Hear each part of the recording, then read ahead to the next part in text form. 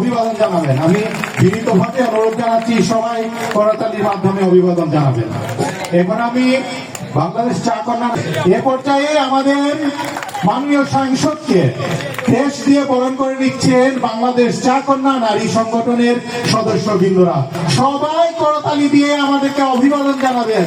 আমাদের মাননীয় সাংসদ আমাদের চা শ্রমিকের, আমাদের জনগণের মনের প্রাণের ব্যথা বুঝেন। উনি আমাদের চুনাগড় মাধবপুরের উন্নয়নে সর্বোপরি ভূমিকা রাখবেন এই প্রত্যয়ে আমরা আজকের আয়োজনের আজকের এই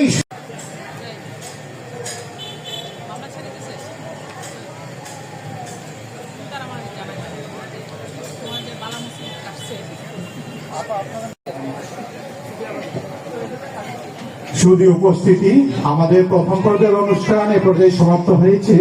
আমরা আমাদের মাননীয় সাংসদ আজকের প্রধান অতিথিকে আমরা আমাদের ছাত্র যুবকের পক্ষ থেকে মুকেশ কর্মকার অনুপকে কিছু বলার জন্য অনুরোধ জানাচ্ছি। আমি মুকেশ কর্মকার অনুপকে কিছু বলার জন্য অনুরোধ জানাচ্ছি। ধন্যবাদ শোভনদাকে। কিছু কথা সর্বপ্রথম তাদের অভিবাদন জানাচ্ছি যে যারা আজকে আয়োজন করেছেন।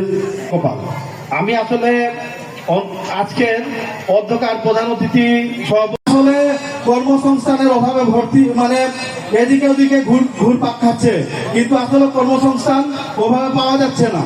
এখানে আসলে আমাদের যে জনবল রয়েছে তারা দক্ষ নয়, অদক্ষ রয়েছে।